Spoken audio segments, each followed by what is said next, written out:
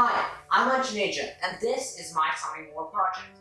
The topic I have for my project is the Greeks' influence on modern culture, and there's a funny story as to how I landed on this topic. It started when I was digging through the internet. Actually, spiraling is a better term. After hours of YouTube videos and cat memes, I actually found an article that might be relevant to my schoolwork. An article about how the ancient Greeks affect us today.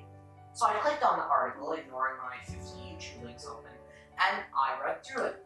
I found it pretty intriguing, and after a bit of research, I thought, hey, why not make this my Something More project? It was a perfect fit.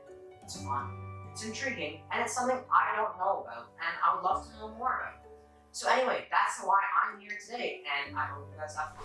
The first thing that comes to mind when I think of the Greeks' influence are the Olympics. The Olympics started in 776 BC, and are still continuing to this day, even with the original tradition of having them every 4 years. From research, it's one of the biggest influences the ancient Greeks have on the world today.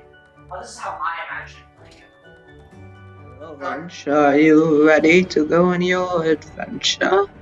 Yo, Gabriel, I've been ready to go on this adventure, man. I can't wait to see what the Greeks did back then. You kids today and your crazy ideas. Oh well, as long as you're ready, just go into the machine and I'll press the button. I can't wait, man. This is gonna be so fun. Unless I get my head chopped off or I get fed to the sharks. Either way, still gonna be fun. Somewhere in Greece, in 776 BC. My king, I come to you with an idea that could change Greece as we know it. I'm intrigued, Attilos. What is it? I picture a large fanfare and competition between all the city-states. They will send their greatest athletes Greece has ever seen. We will honor Zeus by stopping all warfare during the games. It could change our universe. So be it. This is a great opportunity for competition and joy between the city-states. Send word throughout the kingdom that we are commencing the games on the 21st of August. Thank you, Attilos. That will be all. Thank you, my King Demetrius. I am honored. I knew I shouldn't have bet on him. He lost me the match. Yes, someone from my town won. So, lunch, how was your trip? Yo, that trip was dope, man. I learned how the Olympics were created, and guess what? I didn't even get my head chopped off. And that's exactly how it happened. Now, the only difference between the Olympics now and the Olympics back then were that they sacrificed 100 oxen on the middle day just to honor Zeus. Now, if he was happy with that or not, we don't know. Anyway, this guy, whose name is Greeker than Alexander the Great himself, was a cook from the town of Ely, who actually won the first Olympic event. We don't know if he was doping or not, but I guess that's a discussion for another day. Whether we realize it or not, Greek mythology actually has a huge influence on our brand names and pop culture today. One of the most common examples of this, which I'm sure you've already guessed by now, is the brand Nike, which actually comes from the Greek goddess of victory, who was a key figure in the Olympics. Another example is Trident Gum. Now, this comes from Poseidon's three-pronged trident, and it was named this because the original Trident Gum had 3 enzymes in it that fought off cavities. Pretty creative name, right? One of the biggest things we take for granted today is democracy. This came from the ancient Greek system in Athens. In Athens, 6,000 adult males voted on every single one of the decisions. This actually came from this guy here named Cleanthes, whose name I actually learned.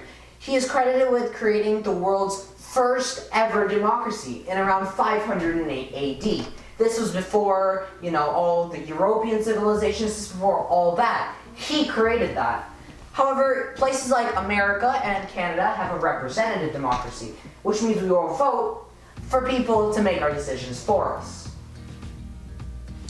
The next slide could leave you speechless. It could leave you feeling a range of emotions, from sad to being appreciative.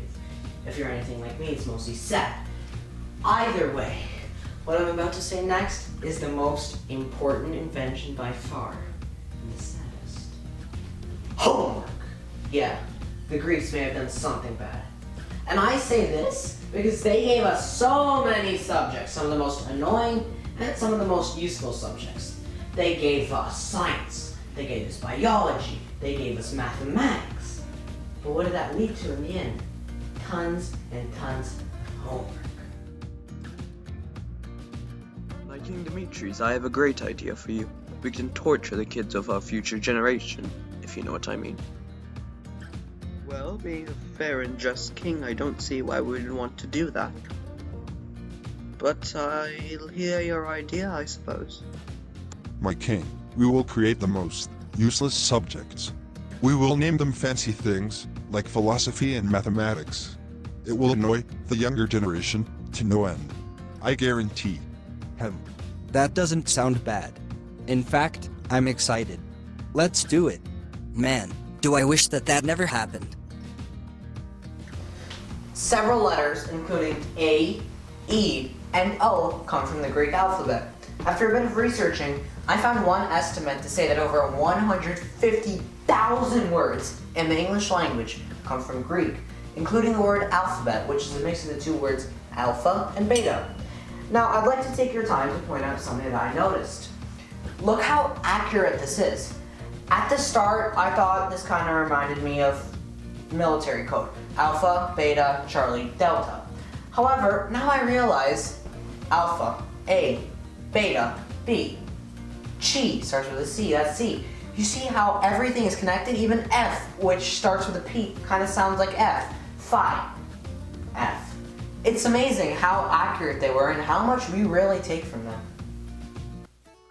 The Greeks also gave an entire college major, philosophy, which is of course the major that people only take if their grade is failing.